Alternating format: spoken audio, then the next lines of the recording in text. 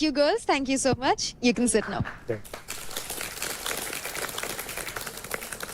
तो अब वक्त हो गया है एलिमिनेशंस का।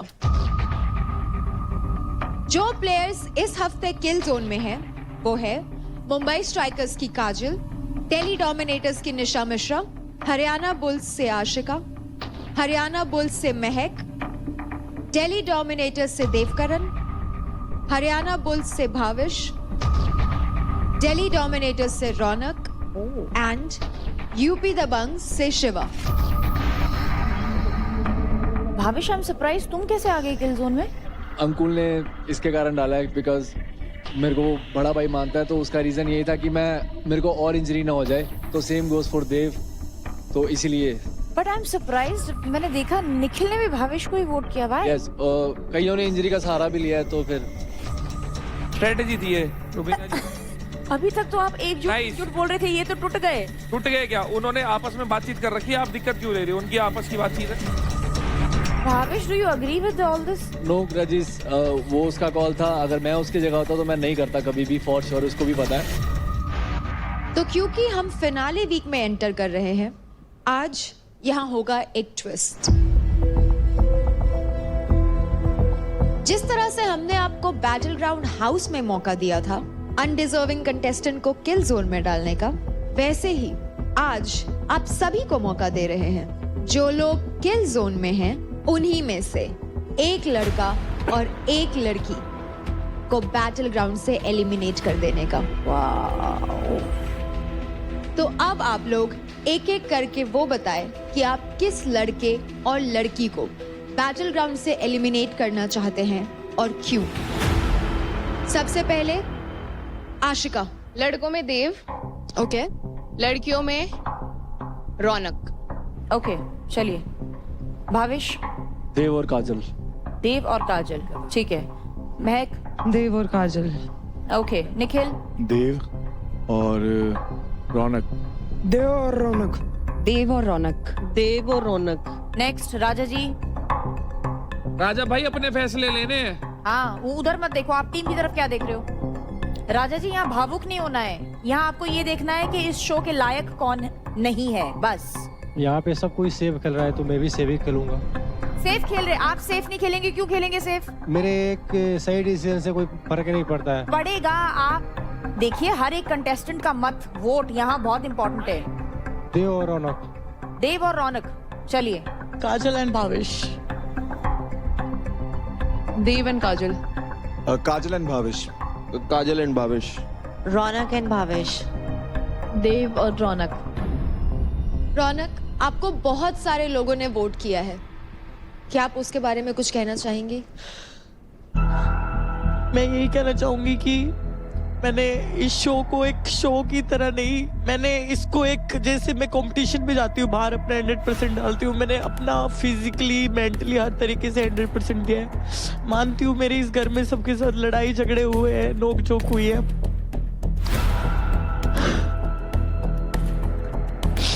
बट मैं अनडिजर्विंग तो बिल्कुल भी नहीं हूँ। मैंने अपने हर टास्क में, मतलब रौनक, तेरे को इसलिए वोट नहीं किया क्योंकि तू अनडिजर्विंग है, तेरे को इसलिए करा because you are the biggest threat to all of them out there. But मैं एक बात बोलना चाहूंगी कि अंधों की रेस में काना भागा किसने देखा? तो यार तुम स्ट्रोंग को ही निकाल रहे हो, तो तुम वही बात होगी ना, अब तुम उस रेस में भाग रहे हो जिसमें कोई कॉम्पिटिटर ही नहीं है, तो क्या ही मजा है ना। तो मैं कुछ नहीं कहना चाहूंगी, बस जो लोग मुझे बहुत प्यार करते बाहर, जो सोच रहे थे कि मैं ट्रॉफी जीत के आऊंगी, तो मैं भी शायद नहीं।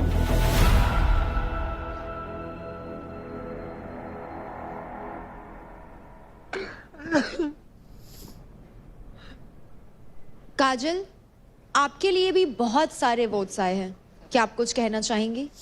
अच्छी बात है भाई, निकाल दो, मैं तो रेडी हूँ घर जाने के लिए। अब क्या ही बोल सकते हैं जब इन्होंने वोट कर ही दिया।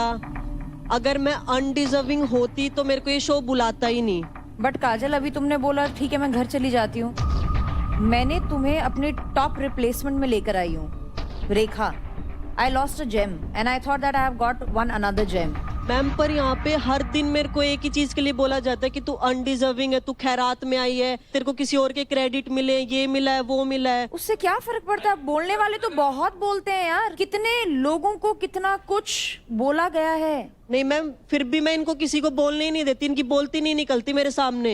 एक गाली देती हूँ, चुप हो जाते, फिर बोलते गटर माउथ है, ये है, वो है। गाली देना is not the way is proving yourself in the task of ma'am the ये फाइट। बातों के भूत है ना, मानते नहीं है ना बिना गाली के, इसलिए देनी पड़ती है गाली। And I rest my case.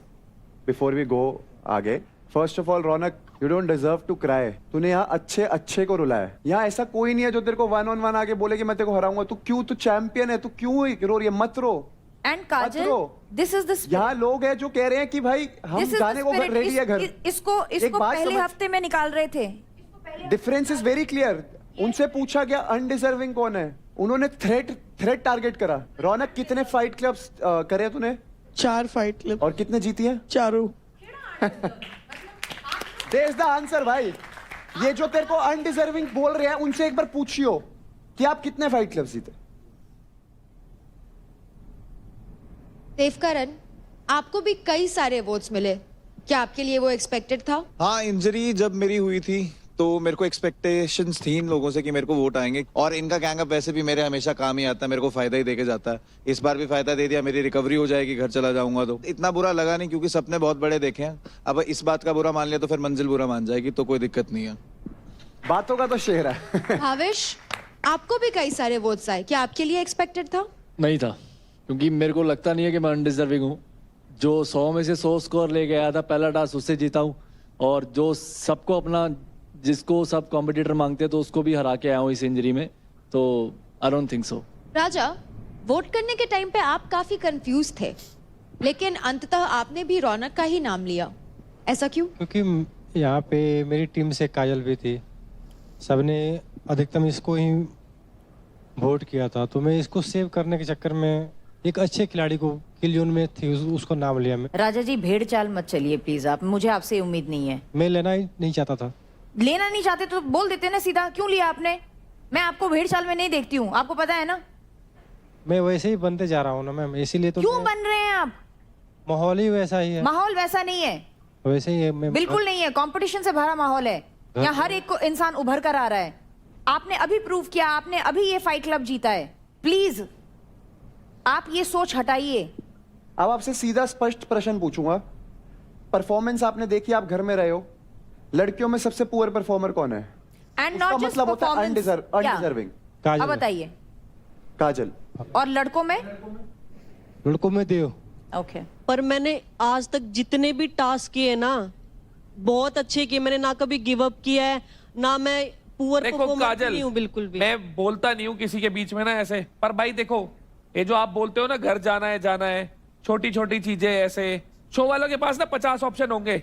अगर आपकी ऊपर वाले के कर्म से किस्मत अच्छी थी ना, तो उसको बुलाना होता है। पर यार ऐसे थोड़ी अच्छा लगता है कि शो की डिसरिस्पेक्ट कर रहे हो, जो अप्रोच है आपकी। तो ठीक है ना सर, उसको रख के मुझे भेज दो।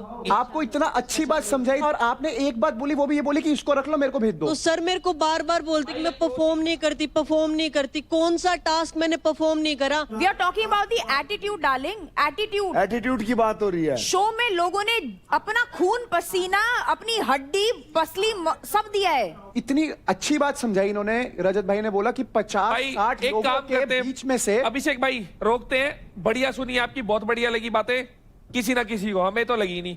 कशिश आगे बढ़ो भाई। तो मेंटर्स, कंटेस्टेंट्स, आप लोगों ने अभी ये बताया कि आपके हिसाब से कौन सा लड़का और लड़की बैटल ग्राउंड में रहने के लिए अनडिजर्विंग है, और आप सभी ने मैक्सिमम वोट्स दिए हैं रौनक, काजल, देवकरण और भाविश को। आप चारों के चारों प्लीज नीचे आ जाइए।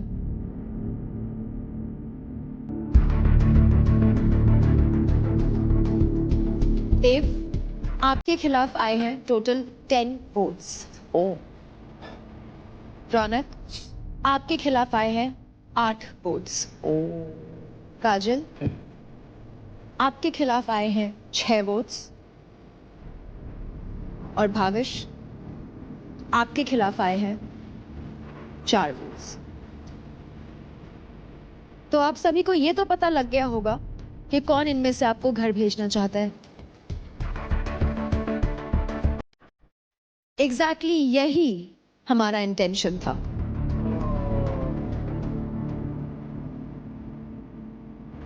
कि आप सभी को पता लगे कि इनमें से कौन कौन आपको घर भेजना चाहता है।